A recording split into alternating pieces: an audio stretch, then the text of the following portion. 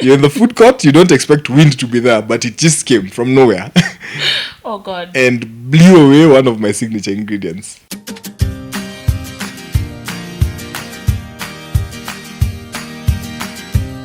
Hi, I'm Nayomie, and this is Tell a Tale. In today's episode, I get to interview the current Kenya National Barista Champion, Kigali Mugasitsi. You're welcome anytime. Probably just tell me something about coffee. Coffee is a story, a long story. So if I start telling you something about coffee, I think we'll take the whole day. But all I can tell you is that coffee is amazing. Do you take coffee? I do. Is it amazing? I love coffee. Okay, so tell me, you participated in the Kenya National Barista and you're the current champion holder. Yes. How was it for you? Like, it was the first time, right? Yes, How very was fast. the journey? How was the journey? It's still, I'll call it a dream to me. It's still a dream that I'm still trying to wake up from. It still shocks me until today. Mm-hmm. The journey was, it was an amazing journey. It was a journey that, let's say, I'll keep remembering for the rest of my life. So tell me, how did it start? When did you realize, oh, I can do this? You know? When did I realize this? Yes. Let us say someone spoke life. Okay. Someone realized it before I realized it. You know, Mm-hmm. It came as an idea. Let me say, this is 1 month after my new beverage manager came in. Okay. Jesse Ombogo. He came in, and just as a new beverage manager, well, every new staff, you wouldn't get along with them quite well. So we weren't in quite good terms because I was actually heading the bar and wanted to do the things the way I know how to do them. He wants us to do the things the way he wants them to be done. So we clash and all that. But along the way, we got to get along. So 1 month down the line, he just pops up into the workstation where I work in my bar. That time I used to work at the Lord Errol. So he just pops up at the bar and with a booklet and throws it on top of the table and is like, I need you to read this. You need to prepare. You have competitions coming up in the next few weeks. And he turns around and starts walking. So just like that. Yeah. In Wow. my head, I'm wondering, okay, competitions for what? Yeah, I can imagine. That was a surprise. A big one, Still shocked the guy is walking out of the door. I had to call him back. Wait, come on. What are you talking about? Competitions about what? What do you mean competitions? And it's like, you just read the booklet, then you'll understand what I'm talking about. I read it, I did not understand. I had to follow it. Okay. Because I did not even know what the rules were for in the first place. Mm-hmm. Well, I had a coffee machine in my bar, but I never used to work on it so much, but I had the interest of knowing what it does, I didn't know how to operate it by the time I was being told this. So I read the name Barista. So then it clicks to my mind, coffee. Okay. So I wonder, okay, the competition's about coffee as well. This is weird. How do people even compete in coffee? In coffee, yeah. Exactly, especially in Kenya. I know athletics, I know football, I know every other thing, but not coffee. Yeah. Ili kama kuniambia niende competition ya kuchemsha maji. So, yeah, I followed him to ask him what exactly these rules and regulations are for, and he's like, you read them. So after reading and everything, you decide on training. Yes. Or what was the next step? Next step was actually that training. Okay. Because you're having competitions in the next few weeks. What are you going to do next? You don't even know anything about them. So you have to start training. Where was the training taking place? It was taking place at the Nairobi School of Coffee. Where is this? This is in Ruiru, Tatu City, City. where the current main offices for Dorman's Coffee is. So Nairobi School of Coffee is actually under Dorman's. Oh, okay. It was initially called the Dorman School of Coffee, and then changed the name to the Nairobi School of Coffee. Yeah. So when you're training there, how many participants were you? At our training center, we were 16 of us who were training from Dorman School of Coffee. But remember, the participants from every other coffee house and hotels. We had people from Java, Intercontinental, from all over. So basically, at the knockout stages, we were 42 of us. Is it? Wow, that's a huge number. Quite a big number. Wow. So after the knockout stage, what's the next stage? Semi-finals, then finals. So that's just like the quarterfinals of the championships. Yeah. So when you're presenting, because I saw a video, when you're presenting, how many beverages that you're supposed to make?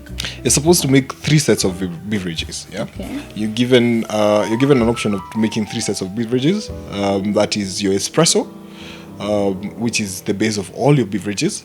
Then you have your milk beverage. In this, you mean espresso with milk. Yeah. So whether you want to make a cappuccino, a flat white, there's so many coffee milk beverages that you can make. So it's upon you to decide what suits you best with your coffee and your milk. Then you're supposed to make a signature beverage. This is your own creation. What you decide now to create with the coffee that you have. So you're supposed to be creative and Very think creative. of something. And in line with that, you made something and you named it Doctor. Yes. Why Doctor? I don't love doctors. Okay. I don't love doctors. Should I say I hate hospitals? Okay. I don't really like hospitals. No one likes hospitals. But well, I decided to name it the Doctor because, to say the truth, this is a name that came up when I was presenting at my knockout stages. For real? Yes. Wow. I didn't have a name for my signature beverage, but looking at the ingredients that I was using by that time when I was presenting, it just clicked to me that all these ingredients are natural and are actually medicinal. So, should I call it the hospital? No. What's the closest to medicinal that I can get? Yeah. Then it just hit to me that there's someone called a doctor who treats people, you know, and the medicinal ingredients in this signature drink. So why not? I'm giving you a drink called the Doctor, by the way. So And it's very catchy, you know, when someone hears the Doctor, you're like, oh, okay. yeah. You start wondering what's behind this doctor thing. I know. So tell me, when you're presenting, what's the direction time? You have 15 minutes, which actually look like 2 minutes. Because I'm imagining preparing all the 4 beverages. Yeah, in 15, or you only have 15 minutes. Okay, you can take as long as you want, right? But the stipulated time is 15 minutes. So you can go beyond 15 minutes. It's your choice. But any second after the 15 minutes that is stipulated, you're deducted a mark from your total score. Wow. So Maybe every second counts after your 15 minutes. So you do not want to go above 15. Wow. And when you're presenting, have you ever been in a situation where you messed up or something? Yes, actually, it happened to me twice. In the finals, I had a setup for my signature beverage. So I'd made stands using wood, which actually looked like aircraft steering wheels, yeah, where I was placing all my signature ingredients. So every judge had one. So when I was just starting my presentation, after my introduction, we were at the Hub Karen and it was open air. We were just under a tent. There's this wind that came. From out of the blues. You know, you're in the food court, you don't expect wind to be there, but it just came from nowhere. Oh, God. And blew away one of my signature ingredients, which is crucial. You need it, you know. Because every judge had their set of signature ingredients. So one judge is missing, and I have to make up for this one. So it blew, at the beginning of my presentation, blew it off. And I was like, oh God, now what is this? What is this? So disappointing. Like, it could have happened in the knockout stages or in the semi-finals. Why the finals? Why finals? I was like, anyway, you know what? There's a reason for everything. Okay. So I continued presenting, assuming that I hadn't seen anything. So everybody was thinking that I did not know that I had something happening on the other side. Yeah. Because I was just okay. I was just still going and still doing my thing. Yeah. So all through the presentation, 10 minutes into my presentation, now the remaining last 5 minutes is when I was doing my signature beverage. So when I was coming to move the judges to the table where I was doing my signature beverage, I called for a technical timeout for the head judge to assess whether I can be given a technical timeout since I did not have one of my signature beverage. And I explained this and this is what happened. The wind blew it off, you know. I realized it in the beginning, but I didn't stop, you know, because I wanted it to happen at a specific time. So he looked at the situation, consulted the other judges, and they were like, yeah, it's viable. So let's give him a technical timeout. The time was stopped. And I was told, if you have an extra signature ingredient, go get it. And at the back of my mind, before we started the presentation, I had my signature ingredients. I had some remaining. And I was having my drink cold. So I put them in a cooler box inside ice. They were chilling behind there. I was like, anything can happen. So apparently I was prepared. Wow. So I think this was God testing me. Let's see where your preparation levels have gotten to. This preparation will not go in vain. Prepare for something that you're going to use, you know. So I rushed back to the back tent, prepared another signature ingredient, measured it, and came back to stage.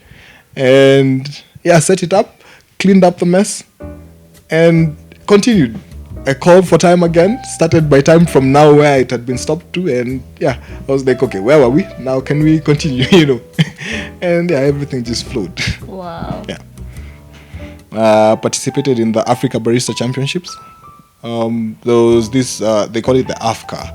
Okay. It's a conference for coffee, just coffee, where people come in thousands. Just to? To attend a coffee conference. Wow. And exhibitions. So they take that opportunity to actually showcase what baristas do. And that is when they do the African Barista Championships. So participated in the African Barista Championships. We had a workshop for 1 week and a 3-day competition. Was it? 3-day competition. And I managed to become second in Africa. So, wow, congratulations. Thank you. And then you qualified for the World Barista Champion. From Kenya, yes. Consumption of coffee is going high. But production on the other side is kind of going low, you know. So now with the production going high, with the consumption going high and production going low, there's something that has to happen in between, you know. This production has to come back high. Yes. Because people are starting to appreciate coffee. Go outside there. I was in the States, and coffee is like water, you know. People consume coffee from morning to morning. Every train station that you go to, every stop that you go to, there are 2 or 3 coffee shops, 2 or 3 coffee outlets, you know, people queuing for coffee, you know. So for them, it's more of a tradition. I'd say the same way the Bible says that a glass of wine is good for the stomach. Well, our coffee Bible says a couple of cups of coffee is good for the stomach as well. Wow, that's a good one. Yeah. Okay, so anything parting shot? Well, it's simple. Take coffee.